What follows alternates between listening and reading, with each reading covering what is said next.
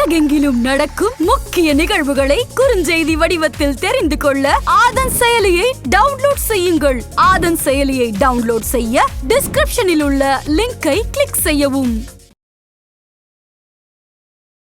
இந்த குரு வக்ரமடைஞ்ச ஆட்கள் எப்படிப்பட்டவங்களா இருப்பாங்க சார்? யாரையும் அவ்வளோ சீக்கிரம் நம்ப மாட்டாங்க. வெளுத்ததெல்லாம் பாலுன்னு சொல்றது யாரு? குரு நல்ல நன்மையில இருக்கிறவங்க. எல்லாரையும் ஒரு சந்தேக கண்ணோட்டத்துடனே ஒருத்தவங்க பார்க்கறாங்கன்னா அவங்க குரு வக்ரம். விரதம் இருக்கிறது அப்படின்றது வந்து ஒரு வேண்டுதலை வச்சுதானே விரதமே இருக்கிறாங்க. விரதம் இருப்பது உங்களுடைய உடல் நலத்துக்கு தானே தவிர இறைவனுக்கு அல்ல. நானா சொல்றேன், இறைவனே நீங்க தான் சொல்றேன்.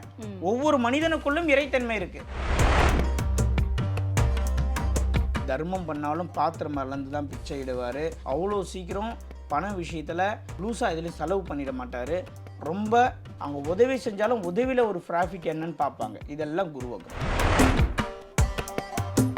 உங்களுடைய உடல்நிலை அப்படின்றது சரியானதாக இருக்குமா, இல்லை வந்து குரு வக்ர பார்வையினால வந்துட்டு அவங்களுக்கு உடல்நிலை பாதிப்பு அப்படின்றது வந்து அதிக அளவில் ஏற்படுமா சார்? 90% குரு வக்ரமானவர்கள் உடம்பை எப்பவுமே ஃபிட்டாக வச்சுருப்பாங்க. கேஸ்ட்ரிக் பிரச்சனை வராத அளவுக்கு அவங்கள பார்த்துப்பாங்க.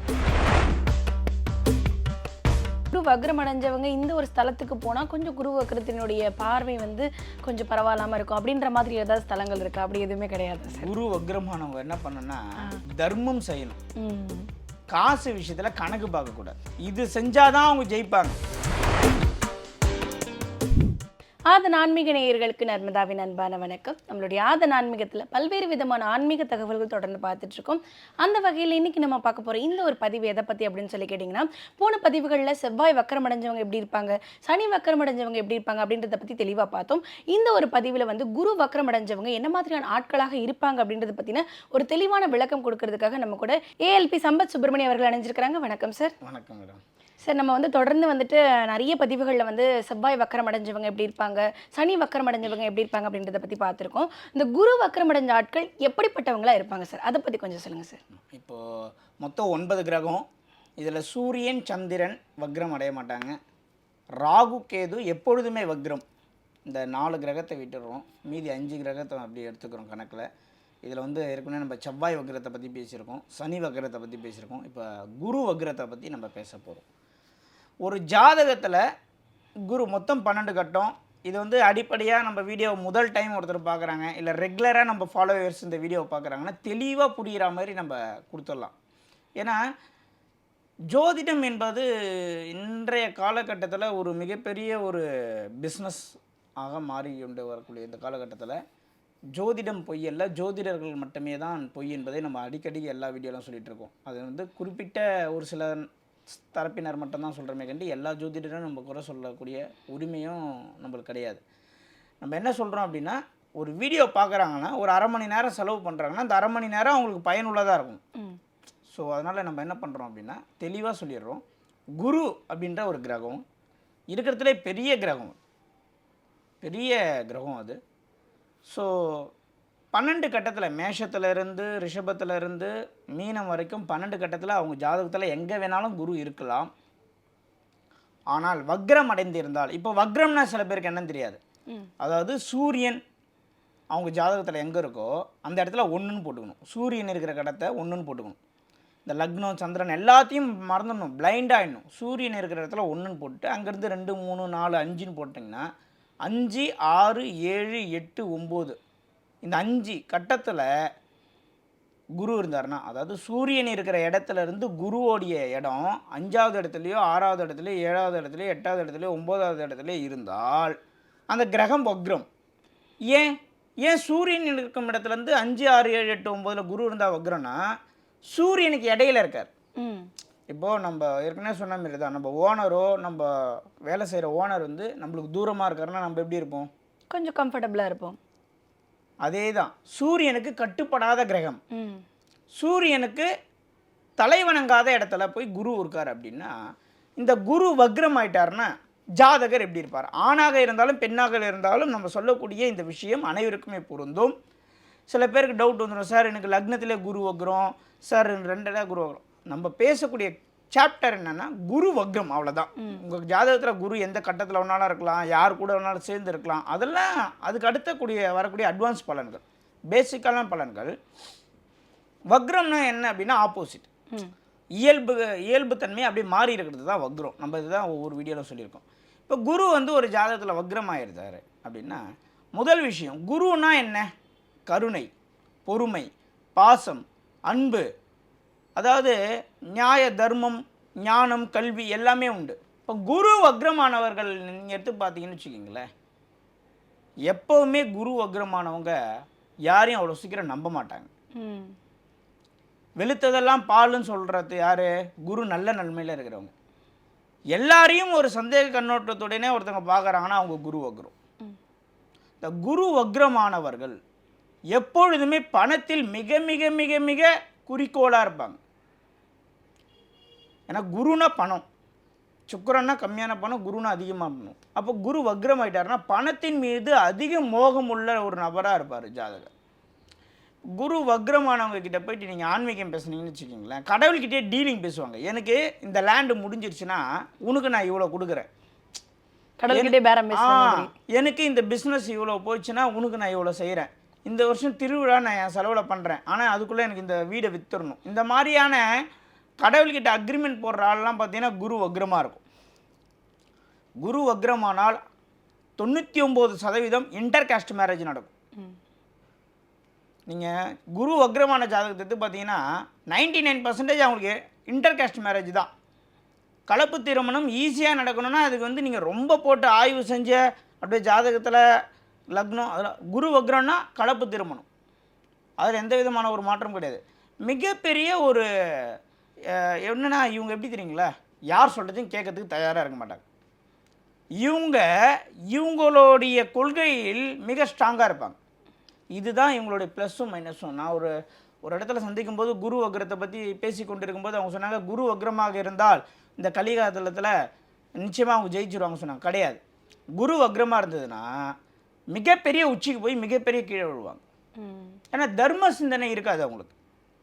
எப்போவுமே நேர் வழியில் போகலாம் அப்படின்ற ஒரு எண்ணம் இருந்துக்கிட்டே இருக்காது குரு வக்ரத்துக்கு. ஏன் நம்ம குறுக்கு வழியில் போகக்கூடாது அப்படின்ற ஒரு எண்ணம் அடிக்கடிக்கு தோணும். நம்ம ஏன் இதை செய்யக்கூடாது, நம்ம ஒன்றும் தப்பு பண்ணலையே, அவங்க தப்பு தான் பண்ணுவாங்க, ஆனால் நம்ம தப்பு பண்ணலையே நான் ஸ்ட்ராங்காக நிற்பாங்க. இப்போ குரு வக்ரமானவர் நம்ம வீடியோ இதை பார்க்குறாருன்னு வச்சுக்கிங்களேன், இதுக்கே 1000 குறை சொல்லுவார். இந்த மாதிரிலாம் நான் இல்லை அப்படின்ற இந்த மாதிரிலாம் நான் இல்லைன்னு சொன்னால் தான் அவர் குரு வக்ரம். குரு வக்ரம் எதையுமே ஏற்றுக்காதுங்க. எதையுமே ஏற்றுக்காத இருந்தால் தான் அதுக்கு ஒரு குரு வக்ரம். எல்லாத்தையுமே அலசி ஆராய்ஞ்சு ஏற்றுக்கிச்சுன்னா அது குரு நல்ல நிலைமையில் இருக்குன்னு அர்த்தம். ஆனால் இந்த குரு இப்போ வக்ரம் அடைஞ்சிருக்கு அப்படின்னா அவங்களுடைய தொழில் ஏதாவது பாதிப்புகள் ஏற்படுறதுக்கு வாய்ப்பு இருக்கா? நிச்சயமா பிஸ்னஸ் மைண்டு தான் இவங்க. இவங்க எப்படின்னா, இப்போ குரு வக்ரமானவர் ஒரு ஹோட்டல் வச்சுருக்காரு, ஒருத்தவங்க போய் சாப்பாடு கேட்குறாங்கன்னா தரமாட்டார். கடைசியில் சாப்பாடு நைட்டு க்ளோஸ் பண்ணுற டைமில் மீந்துச்சுன்னா அது எதுவுமே இவரே தேடி எதுவுமே கொடுத்துட்டு நான் ரொம்ப தர்மம் பண்ணுறேன் அப்படின்னு அவரே நினச்சிப்பார். அது தர்மம் கிடையாது. 2 விஷயத்த சொல்கிறேன். யாரெல்லாம் தோற்று போவாங்க, யாரெல்லாம் ஜெயிச்சிருவாங்கன்னா, இப்போ நான் உங்களை ஒரு கோவிலுக்கு போக சொல்கிறேன், திருப்பூருக்கு போக சொல்கிறேன். உங்களால் போக முடியும், ஆனால் நீங்கள் போக விரும்பலை. இப்போது உங்களுக்கு என்னை பிடிக்கல, அதனால் உங்களுக்கு அந்த கோயிலுக்கு போக விரும்பலை. இது ஒரு சாப்டர். இப்போது உங்கள் வீட்டிலே உங்கள் சிஸ்டர் எடுத்துப்போம். அவங்க என்ன பண்ணுறாங்கன்னா, அவங்களால நிச்சயமாக அந்த கோயிலுக்கு போகணுன்னு விருப்பம் இருக்குது. அவனால அவங்களுடைய உடல் சூழ்நிலை அவங்களால போகும். உங்களுக்கு உடம்பு சரியில்லை, ஏதோ ஒன்று எடுத்துக்கலாம், அவங்களாலையும் போக முடியல, உங்களாலையும் போக முடியல. நீங்கள் போக விரும்பவில்லை, அவங்களால போக முடியவில்லை. 2த்துக்கும் வித்தியாசம் இருக்குது. இப்போது உங்களால் எல்லா வசதியும் இருந்து, உங்களுக்கு டைம் இருந்து, அந்த கோயிலுக்கு போகிறதுக்கு எல்லா வசதிகளும் இருந்தும் நீங்கள் அங்கே போக விரும்பவில்லை என்றால் நீங்கள் வாழ்க்கையில் தூத்துருவீங்க. இப்போது அவங்க ஜெயிச்சிருவாங்க. ஆனால் அவங்க போயே இருக்க மாட்டாங்க கோயிலுக்கு. அவங்க போகணுன்னு விருப்பம் இருக்கும், ஆனால் அவங்க கோயிலுக்கு போய் வழிபடக்கூடிய அளவுக்கு அவங்களுடைய சூழ்நிலை இருக்காது. இதை தான் நான் குரு வக்ரமானவங்களுக்கு சொல்கிறேன். எந்த ஒரு விஷயமே எல்லா சூழ்நிலைகளும் இருந்து செய்யக்கூடிய இடத்துல இருந்து செய்யாமல் இருக்காங்க, விருப்பம் இல்லை அதனால் நான் செய்யவில்லை என்பவர்கள் தான் குரு வக்ரம். சூழ்நிலைகள் இருந்தும் அவங்க பண்ணாமல் இருக்கிறவங்க. குரு நல்ல நிலைமையில் இருக்குன்னு வச்சுக்கோங்களேன், நிச்சயமாக முடியலனா கூட பரவாயில்ல, அது செய்யணும்னு நினைப்பாங்க. இப்போது நிறைய பேருக்கு என்ன டவுட்டுன்னா, சார் நான் நிறைய பேருக்கு ஹெல்ப் பண்ணேன், நிறைய பேருக்கு பணம் வாங்கி கொடுத்தேன், நிறைய பேருக்கு நான் நல்லா இருக்கும்போது செலவு பண்ணேன், இன்றைக்கி நானே வந்து கீழே விழுந்துட்டேன், நான் யாருக்கும் எந்த பாவம் பண்ணலை, எப்படி இது நடந்தது, எப்படி நடந்தது? எல்லாருமே ஒரு நிமிஷம் நல்லா யோசிங்க. நம்ம பண்ணாத தவறுக்கு இந்த பிரபஞ்சம் நம்மளுக்கு தண்டனை கொடுக்கவே கொடுக்காது. ம். நம்ம தவறை நம்ம உணர வேண்டும். என்ன சொல்கிறேன், 2 பேர் இருக்கோம், நல்லா கேட்டுக்குங்க. ஒருத்தருக்கு கோயிலுக்கு போக சொல்கிறேன், அவரால் கோயிலுக்கு போக முடியல, அவருக்கு உடம்பு முடியல, நடக்க முடியல, ஊரில் பஸ் வசதி இல்லை, இல்லை கோயிலுக்கு போக கூட காசு இல்லை. ஆனால் சொன்னாங்களே நான் கோயிலுக்கு போக முடியலையேன்ற ஒரு எண்ணம் இருந்துக்கிட்டே இருக்குது. இப்போ இன்னொருத்தரை கோயிலுக்கு போக சொல்கிறேன், அவரால் போக முடியும், ஆனால் அவருக்கு என்ன பிடிக்கலன்றதுக்காக அந்த கோயிலுக்கு அவர் போகல. அப்போ இந்த பிரபஞ்சத்தில் க்ளீனாக என்ன சொல்கிறாங்கன்னா, செய்ய விருப்பம் இல்லாத ஒருவன் நிச்சயமாக மிகப்பெரிய தோல்வியை சந்திப்பான். விருப்பம் இல்லாதவன் செய்ய விரும்பியும் செய்ய முடியாத சூழ்நிலையில் ஒருவன் இருப்பானாயின் அவன் ஜெயிச்சிரும்ன்ற. இப்போ குரு வக்ரமானவங்க என்ன தவறு பண்ணுவாங்க அப்படின்னா, இவங்க தர்மம் செய்யக்கூடிய எல்லா சூழ்நிலையும் இருக்கும், அந்த தர்மத்திலையும் இவங்களுக்கு என்ன ப்ராஃபிட்னு பார்ப்பாங்க, பலனோட ஒரு உதவியை செய்யறது. அதுதான் சொல்கிறேன், கடவுள்கிட்டே அக்ரிமெண்ட்டு. பலனை வேலைக்கிழமை விரதம் இருக்கேன் சாய்பாபாவுக்கு, பார்த்தீங்கன்னா நிறைய பேரோட ஜாதகத்தில் குரு வக்ரமாக இருக்கும். நான் ராகவேந்திராவுக்கு விரதம் இருக்கேன், இருங்க எதுக்காக இருக்கீங்கன்னு கேளுங்களேன். எதனா அதுக்கு பின்னாடி ஒரு வேண்டுதல் இருக்கும். அவங்க அப்படி தான், குரு வக்ரம்னாலே எப்போவுமே இயல்புக்கு மாறாக தான் அவங்களுடைய குணங்கள் இருக்கும். ஆனால் சார் பொதுவாகவே விரதம் இருக்கிறது அப்படின்றது ஒரு வேண்டுதலை வச்சு தானே விரதமே இருக்கிறாங்க. குரு வக்ரம் அடைஞ்சவங்களும் அடையாதவங்களும் எல்லாருமே பொதுவாக ஒரு விஷயத்தை தெளிவாக புரிஞ்சுக்கணும். அதுவும் என்னுடைய வாடிக்கையாளர், என்னுடைய ஃபாலோவர்ஸு ரொம்ப தெளிவாக இருக்கணும்னு நான் நினைப்பேன். ஏன் அப்படின்னா, நாளைக்கு எங்கன்னா ஒரு இடத்துக்கு போகிறீங்க, எதனா ஒரு கொஸ்டின் உங்களை கேட்குறாங்க மக்கள் அப்படின்னா, அந்த கொஸ்டினுக்கு நீங்கள் ஆன்சர் பண்ணுறத வச்சு உங்களை அவங்க கேட்கணும், நீங்கள் யாரை ஃபாலோ பண்ணுறீங்கன்னு. அப்போ தான் எனக்கு அது வெற்றி. இப்போது நான் மோதிரம் போட்டிருக்கல, கயிறு கட்டியிருக்கேன், இந்த பாருங்க இந்த கயிறு கட்டியிருக்கேன், இது ஒரு 4 நாள் ஆகுது, அவ்வளோதான். இன்னும் 3 நாள் ஆயிடுச்சுன்னா அவுத்துருவேன். சரிங்களா? 7 நாளுக்கு மேலே ஒரு கயிறு இருக்கக்கூடாதுன்னு அடிக்கடிக்கு சொல்லுவேன். இது மாதிரி 7 நாளைக்கு பிறகு இருந்தால் என்ன ஆகும், இது நெகட்டிவாக மாறும். புரியுதுங்களா? நான் கழுத்தில் எதனா பரிகாரம் போட்டிருக்கேன்னா, பரிகார இந்த கருங்காலி எதனா போட்டிருக்கேன்னா எதுவும் கிடையாது. ஏன் சொல்ல வரேன்னா, முதல்ல உங்களுக்கு ஒரு விஷயத்த மக்களுக்கு நான் சொல்கிறேன்னா, நான் அதை கடைப்பிடிச்சா தான் நான் சொல்ல முடியும். புரியுதுங்களா? நான் மக்களுக்கு என்ன சொல்ல வரேன் அப்படின்றத தெளிவாக புரிஞ்சுக்கணும். இப்போ நான் சொல்கிறேன், வக்ரமான ஒரு கிரகம் என்ன பண்ணும், குரு வக்ரமாச்சு அப்படின்னா தர்ம சிந்தனையும் உதவி மனப்பான்மையும் அனைவரையும் நம்பும் விஷயத்திலையும் ஜாதகர் எப்படி இருப்பார்னா, யாரையும் நம்ப மாட்டார், தர்மம் பண்ணாலும் பாத்திரம் மறந்து தான் பிச்சை இடுவார். அவ்வளோ சீக்கிரம் பண விஷயத்தில் அவர் லூஸாக இதுலேயும் செலவு பண்ணிட மாட்டார். ரொம்ப பண விஷயத்தில் கால்குலேட்டிவான மைண்டாக இருப்பாங்க. அவங்க உதவி செஞ்சாலும் உதவியில் ஒரு ப்ராஃபிட் என்னன்னு பார்ப்பாங்க. இதெல்லாம் குரு வக்ரம். இப்போ நீங்கள் என்ன கேட்டுறீங்க சார்? பொதுவாக விரதம் இருக்கிறவங்கெல்லாம் ஒரு வேண்டுதல் வச்சு தானே இருக்கிறாங்க அப்படின்றது. ஆக்சுவலி நம்ம முன்னோர்கள் எல்லாமே சரியான ஒரு அறிவாளிகள், நம்ம தான் அதை புரிஞ்சிக்கல. விரதம் என்பது ஏன் இருக்கிறோம் அப்படின்னா, உள்ளே இருக்கக்கூடிய ஆர்கன்ஸ் எல்லாமே நல்லா இருக்கணும். மாதத்தில் ஒரு நாள் நீங்கள் சாப்பிடாம இருந்தீங்க அப்படின்னா உங்கள் உள்ள உறுப்புகள் எல்லாமே நல்லா வேலை செய்யும், நல்லா இருக்கும். இப்போது எந்த ராசியாக இருந்தாலும், எந்த லக்னமாக இருந்தாலும், என்ன வாஸ்துவாக இருந்தாலும், என்ன நியூமராலஜி பேராக இருந்தாலும், சூரியன் அஸ்தமனத்துக்கு அப்புறம் சாப்பிடக்கூடாது என்பது தான் விதி. சூரியன் அஸ்தமனத்துக்கு அப்புறம் சாப்பிட்டீங்கன்னா உங்களுடைய கல்லீரல் எப்படி வேலை செய்யும், அதுக்கப்புறம் உங்களுடைய ஆயுள் எப்படி குறையுன்றது நல்லா உடல் சித்த வைத்தியர்களுக்கெல்லாம் நல்லாவே தெரியும். சில பேருக்கு நிறைய உடல் ஆரோக்கியத்தில் கவனம் இருக்கிறவங்களுக்கு நல்லா தெரியும். இதில் என்ன மாற்றுக்கிறது இருக்கா? எந்த சிம்ம ராசிக்காரங்கன்னா நைட்டு 12 மணிக்கு சாப்பிட்லாம், விருச்சக ராசிக்காரங்கன்னா நைட்டு 10 மணிக்கு சாப்பிட்லாம்லாம் ஒரு கூட்டம் சுற்றின்னு இருக்குது. யாராக இருந்தாலும் சூரியன் அஸ்தமனம் ஆனதுக்கப்புறம் சாப்பிடக்கூடாதுல்ல. கான்செப்ட் ஒன்று தான். குரு வக்ரம்னா கேரக்டர் இது தான். விரதம் என்பது எதுக்குன்னா, நம்ம முன்னோர்கள் நம்மளுடைய உடல் ஆரோக்கியத்துக்காக ஏற்படுத்தின ஒரு விஷயம். இப்போது கூழ் குடிக்கிறோம் ஆடி மாதத்தில். ஏன் ஆடி மாதத்தில் குடிக்கிறோம்? ஏன் புரட்டாசியில் குடிக்கலாமே? ஏன் தையில் குடிக்கலாமே? ஏன் பங்குனியில் குடிக்கலாமே? ஏன் ஆடியில் வச்சாங்க?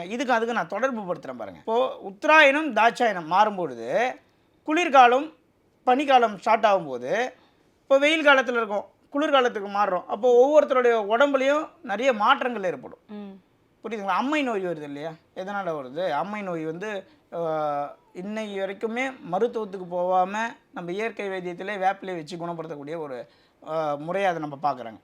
இப்போது கெவுருக்கு என்ன இருக்குன்னா, ஹீட்டை கம்மி பண்ணுற ஒரு தன்மை இருக்குது. கெவுரு கூழ் தான் கொடுக்குறோம். ஏன்? கெவுரு உடம்புல உஷ்ணத்தை குறைக்கும். உஷ்ணத்தை குறைச்சா என்ன ஆகும்? அம்மை வராது. உஷ்ணத்தால் உருவாகக்கூடிய ஒரு விஷயம் அது. சரிங்களா? ஊசிப்பட்டால் அதிகமாகும். இதனால தான் என்ன பண்ணுறாங்கன்னா, கெவுரு அதிகமாக குடித்தாங்கன்னா உஷ்ணம் கம்மியாகிடும், அம்மை நோய் வராது. புரியுதுங்களா? அதை அம்மை நோய் வராமல் உடம்பை ஹீட்டை குறைக்கிறதுக்காக கூழ் குடிங்கன்னு சொல்லலை முன்னோர்கள். அம்பாளுக்கு கூழ் ஊத்துறான்ட்டான். அப்போ தான் நம்பாள் செய்வாங்க. புரியுதுங்களா? அம்பாளுக்கு கூழ் ஊத்துறோன்ட்டு என்ன பண்ணுவான், நம்பாள் வந்து ஆன்மீகத்தில் பக்தியில் வந்து நம்பால் அடிச்சிக்கவே முடியாது. வீட்டில் காசு இருக்கோ இல்லையோ, இன்றைக்கி எத்தனையோ பேர் வந்து எப்படின்னா அயோத்தியில் போய் ராமரை பார்த்துன்னு ஒரு கனவோட இருப்பான். புரியுதுங்களா? அப்போது அம்பாளுக்கு ஊற்றணும் கூழ் அப்படின்ற ஒரு கான்செப்டை ஏற்படுத்தி வச்சதுனால கரெக்டாக என்ன பண்ணுறான், நம்ம முன்னோர்கள் இப்படி பண்ணால் தான் நம்ம ஆள் இப்படி பண்ணுவான் அப்படின்னு ஒரு கான்செப்டை நம்ம முன்னோர்கள் கண்டுபிடிச்சி வச்சுட்டாங்க. அப்போது இங்கே கூழ் குடிப்பது உடம்போடைய சூட்டை தணிக்க தான் தவிர அம்பாளுக்கல்ல. புரிஞ்சுக்கிறீங்களா? இதே கான்செப்ட் தான். இங்கே விரதம் இருப்பது உங்களுடைய உடல் நலத்துக்கு தானே தவிர இறைவனுக்கு அல்ல. நானே சொல்கிறேன், இறைவனே நீங்கள் தான் சொல்கிறேன். ஒவ்வொரு மனிதனுக்குள்ளும் இறைத்தன்மை இருக்குது. அந்த அந்த இறைவனை நீங்கள் தான் காப்பாற்ற வேண்டும். உண்மையிலே இறைவனை உணர்ந்தவங்க இறைவன் நம்மளை காப்பாற்ற மாட்டார். இறைவனை தான் நாம் காப்பாற்ற வேண்டும். ஏன்னா இறைவன் நம்மளுக்குள்ளே இருக்கான். உங்களை நீங்கள் காப்பாற்றிக்கணும். அப்படின்னா உங்களுக்குள்ளே இறைவனை நீங்களே காப்பாற்றிக்கணும்னா உங்கள் உடம்பு ஆரோக்கியமாக இருக்கணும். உங்கள் உடம்பு ஆரோக்கியமாக இருக்கணும் அப்படின்னு சொல்லி சாப்பிடாம இருக்குன்னு சொன்னால் யாரும் சாப்பிடாம இருக்க மாட்டாங்க. உங்களுக்கு சென்னை டி நகரில் நீங்கள் நினச்ச மாரி 3 BHKல சொந்த வீடு வாங்கிடுவீங்க. வாரம் வாரம் ஒரு வேலைக்கிழமை விரதம் இருக்குன்னு சொல்லி ஒரு கிளைண்ட்டுக்கு சொன்னால் அவங்க இருப்பாங்க. புரியுதுங்களா? எல்லா காரணத்துக்கு பின்னாடியும் ஒரு சூட்சமம் இருக்குது. ஸோ இங்கே விரதம் என்பது உடல் ஆரோக்கியத்துக்கு தான். ஆனால் இந்த குரு வக்ரமானவர்கள் என்ன செய்வாங்க அப்படின்னா, நிச்சயமாக ஒரு பாண்டிங் வச்சுப்பாங்க.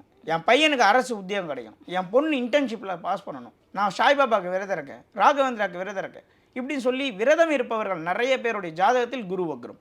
இன்டர்காஸ்ட் மேரேஜ் நடக்கக்கூடிய ஜாதகங்கள் குரு வக்ரம். இந்த மாதிரி நிறைய விஷயங்கள் சொல்லிக்கொண்டே போகலாம்.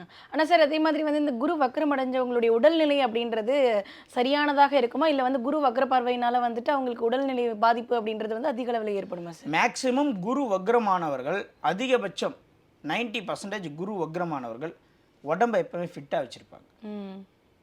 குரு வக்ரமானவங்க உடம்பை எப்பவுமே ஃபிட்டாக வச்சுருப்பாங்க. கேஸ்ட்ரிக் பிரச்சனை வராத அளவுக்கு அவங்கள பார்த்துப்பாங்க. வாயு தொல்லை வராத அளவுக்கு பார்த்துப்பாங்க. இது உண்மையான விஷயம். அதில் எந்த மாற்றம் இல்லை. குரு வக்ரம் நான் சொல்வது தான், எப்போதுமே ஒரு கிரகம் வந்து ப்ளஸ்ஸையும் செய்யும் மைனஸும் செய்யும். குரு வக்ரம் என்ன பண்ணுது, டக்குன்னு யாரையும் நம்பாது. ஆனால் எல்லாத்துலேயுமே கேல்குலேட்டாக இருந்து அடுத்த 10 வருஷத்துக்கு என்ன வேணுமோ சேர்த்து வச்சிடும். ஒரு மைனஸ் இருந்தால் ஒரு ப்ளஸ் இருக்கும் என்பது தான் உண்மையான விஷயம். குரு வக்ரத்தை பற்றி யாரும் வந்து பயப்பட வேண்டிய அவசியம் கிடையாது. குருவோடைய தசா காலங்கள், குரு வந்து 16 வருஷம் தசை நடக்கும். அதில் வரக்கூடிய ஒரு புத்தியும் 1.25 வருஷம் நடக்கும். அந்த புத்தி காலங்களில் குரு தசையில் குரு புத்தி வருது, ஒருத்தர் குரு வக்ரமாக இருந்ததுன்னா அந்த காலகட்டங்களில் குருவோடைய ஆதிபத்திய செயல்களை பார்த்து செய்யணும், இல்லைன்னா மாட்டிப்பார் ஜாதகர். கடக லக்னமாக இருக்குது ஜாதகர், மேஷத்தில் குரு வக்ரம். இப்போ வந்து 6ஆம் அதிபதி 10ஆம் இடத்துல வக்ர நிலையில் இருக்காருன்னா தொழிலுக்காக கடனில் இந்த காலகட்டங்களில் மாட்டுவார். குரு தசையில் குரு புத்தியில் தொழிலால் கடன் பிரச்சனையில் மாட்டுவார் என்பதில் எந்த சந்தேகமும் கிடையாது. இதை தான் நம்ம தெளிவாக சொல்கிறோம். அதே மாதிரி சார் குரு வக்ரம் அடைஞ்சிருக்கக்கூடிய எந்தெந்த ராசிகள் ரொம்ப கவனமாக இருக்கணும், எந்தெந்த ராசிகள் பெருசாக பாதிப்பு ஏற்படாது அப்படின்ற மாதிரி இருக்கா? அப்படி கிடையாது. அப்படி கான்செப்டே கிடையாது. அதான் இப்போ சொன்னதான், சூரியன் அஸ்தமனத்துக்கு அப்புறம் யாருமே சாப்பிடக்கூடாது. இதில் என்ன விருச்சிக ராசி சாப்பிடலாம், சிம்ம ராசி சாப்பிடக்கூடாதுன்னு கணக்கு கிடையாது. இப்போ குரு வக்ரம்னா குரு தன்னுடைய வக்ர இயல்பை வெளிப்படுத்தி கொண்டே இருப்பார். இப்போ மேஷத்தில் வக்ரமாக இருக்கார் குரு அப்படின்னா ஜாதகர் வேகமாக இருப்பார், அவருடைய வெளிப்பாடுகள் வேகமாக கட்டுவார். புரியுதுங்களா? இதே மகரத்திலே கும்பத்திலே குரு வக்ரம்னு வச்சுங்களேன், அவருடைய வெளிப்பாடும் அதே தான். இப்போ வரீங்களா, கொஞ்சம் வெளியே கிளம்பலாம் போகலாமா அப்படின்னு கேட்குறதுக்கும் போலாமா அப்படின்னு கேட்கறது வித்தியாசம் இருக்குல்ல. இதுதான் அந்த இதேதான் கான்செப்ட். அவங்களுடைய வெளிப்படுத்தும் விதங்கள் அதோடைய வேகங்கள் மாறுமே கண்டு. இப்போ இதே குரு வக்ரம் கடகத்தில் இருக்குன்னு வச்சுக்கேன், அவங்களே ஒரு கன்ஃபியூஷன். கடகத்தில் ஒரு கிரகம் இருந்தாலே அது குழப்பம் தான், அதுவும் வக்ரமாக இருந்ததுன்னு வச்சுக்கேன் பயங்கர குழப்பமாக இருக்கும். ஸோ இதோடைய வெளிப்பாடு தான் மாறுமே கண்டி, மற்றபடி கான்செப்ட் ஒன்று, ஆன்சர் ஒன்று தான். எல்லாருமே குரு வக்ரமானவர்கள் ஊரை விட்டு ஊர் போய் பிஸ்னஸ் பண்ணுறவங்களுடைய ஜாதகம் எல்லாமே குரு வக்ரமாயிரும். சொந்த ஊரில் பிஸ்னஸ் பண்ணவே மாட்டாங்க, வாய்ப்பே கிடையாது. எப்படின்னா வெளியூரில் போய் பொழைச்சிக்கணும் அப்படின்னா அது குரு வக்ரம். இதுதான் உண்மையான விஷயம். அதே மாதிரி சார் குரு வக்ரம் அடைஞ்சவங்க இந்த ஒரு ஸ்தலத்துக்கு போனால் கொஞ்சம் குரு வக்ரத்தினுடைய பார்வை வந்து கொஞ்சம் பரவாயில்லாமல் இருக்கும் அப்படின்ற மாதிரி ஏதாவது ஸ்தலங்கள் இருக்கா? அப்படி எதுவுமே கிடையாது சார். குரு வக்ரமானவங்க என்ன பண்ணணும்னா தர்மம் செய்யணும், காசு விஷயத்தில் கணக்கு பார்க்கக்கூடாது. இது செஞ்சாதான் அவங்க ஜெயிப்பாங்க.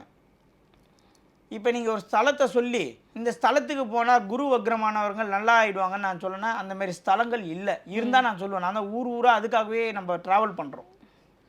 அப்படி நான் ஊர் சொன்னால் கூட குரு வக்ரமானவர்கள் அந்த கோயிலுக்கு போயிட்டு வரதுக்கு எவ்வளோ ஆகும்னு இங்கே வீட்டில் கணக்கு போட்டுருவாங்க.